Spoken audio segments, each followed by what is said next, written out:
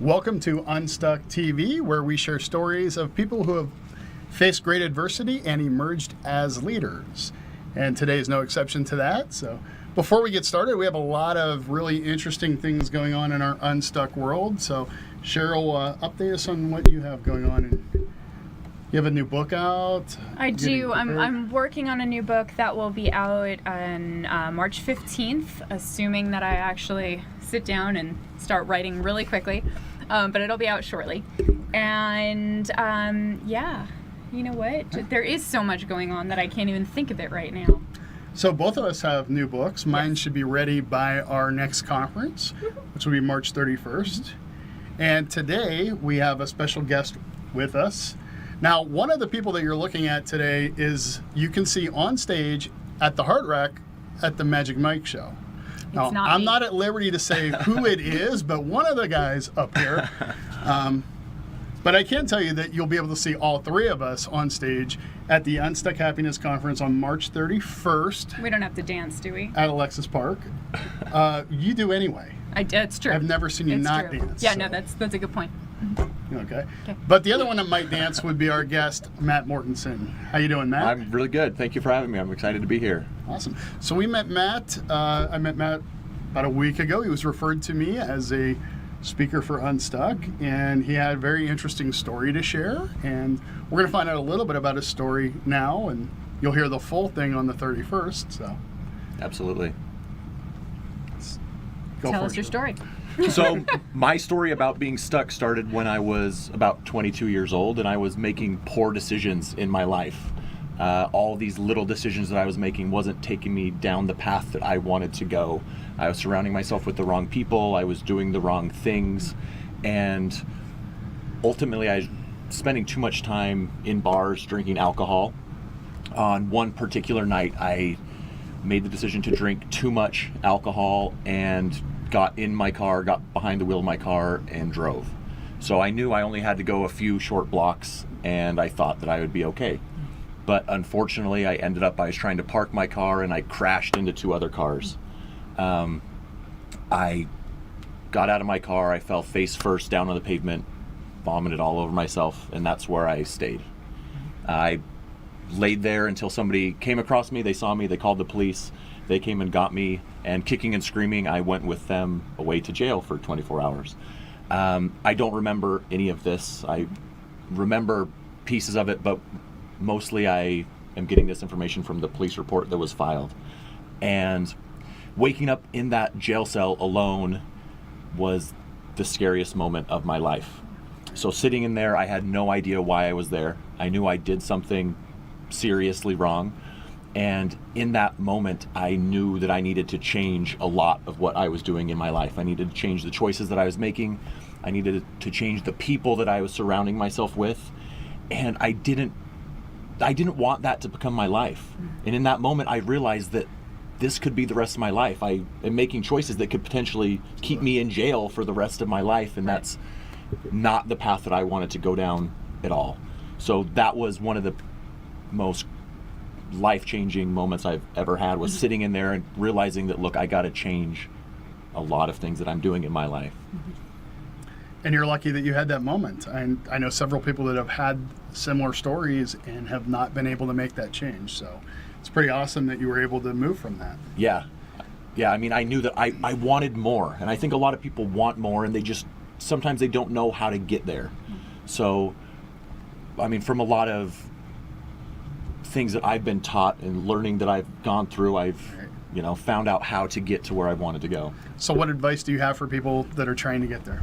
So the first thing is you got to realize where there is. So you got to find out, where do you want to go? What's your ultimate destination? That's the first thing, is getting really clear on the direction that you want your life to go. Right.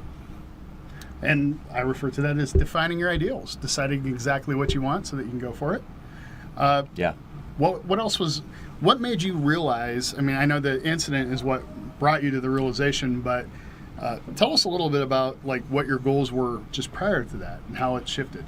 So prior to that, I was actually playing basketball at Marquette University. So over 20 years of my life was dedicated to the game of basketball. I was really disciplined and focused on basketball and on those goals that I had for myself. So after that period of time, I didn't really have a direction. I didn't define the direction that I wanted my life to go. And without direction, I was kind of flying by the seat of my pants and not really going anywhere particular. Right. So I had that incident happen to me because I didn't have a direction to go. Did you feel like basketball was still an option for you at that time, or did you have dreams of playing in the NBA, or like what was? Yeah, I mean, so growing up, absolutely, like that was my dream, to play in the NBA. That's every kid's dream. You know, you have posters all over your wall of basketball players. I mean, you practice with the intent to be a professional athlete. Right. So without a doubt, you know, that was ultimately my end goal.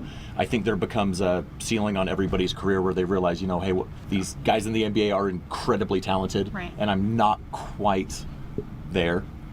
So at the time it wasn't realistic, but it was always a dream. Absolutely. Yeah. So one of the things I talk about in the book that I have coming out is that what happens is we have an expectation, and when that expectation goes unmet, typically we have a negative emotion attached to that, and we sit in it for too long, we end up stuck.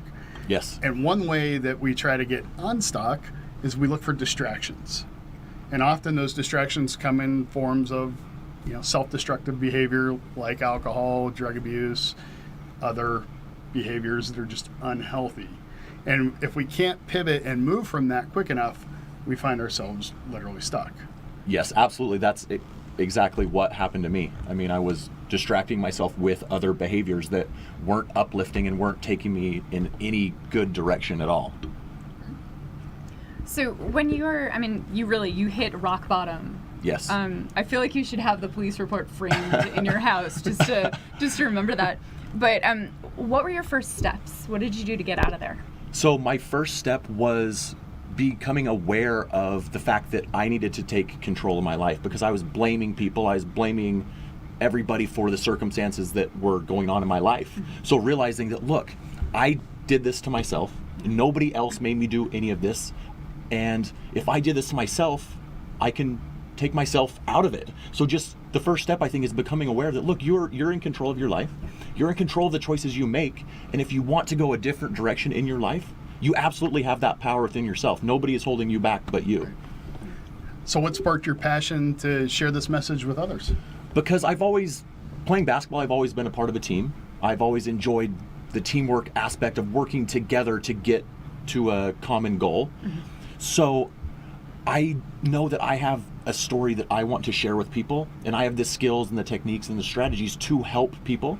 And so I like the teamwork aspect, and I want to use that as a speaker and as a leader to help people in their lives. Awesome. And I think, again, I always bring this up, but that's really what Unstuck is about, it's once you've gone through a situation, it's being able to help others through theirs, and yes, absolutely, making their journey easier and less painful and faster. Yeah, because I think there's a lot of people out there that are looking for the answers, and oftentimes they don't know where to turn, and they remain stuck in that cycle until they find somebody or someone or something to help them out of it. Mm-hmm. I think a lot of people, they're looking for something and they don't know where to look sometimes. So we have a minute and a half before we get a break. Can you just tell the people what they can expect from you at Unstuck? Yes, for sure. I mean, you'll definitely hear my story in greater depth. You'll hear the struggle that I went through, and then the exact tools and techniques and strategies that I use in my life and that I used at that time to get myself unstuck and to get my life to a place that I wanted it to be, a life that I was proud to live and that I wanted for myself. And who do you think is going to resonate with your message? Like, who is this going to sink in with? You know, people that are going through a challenge, people that are up against an obstacle, people that need to break through a barrier in their life, something that's holding them back from getting where they want to go and from living their ideal life. So is that any of you? I think it applies to all of us, right? Yeah. Awesome. And that's, again, you may not be going through the exact situation that any of us have gone through, but the emotions are the same, and a lot of times the steps are the same to get out of it. Absolutely. Yes. Great. Well, we will have more with Matt Mortensen, and maybe we'll reveal who the Magic Mike star is by the end of the show. So we'll be back in just a minute.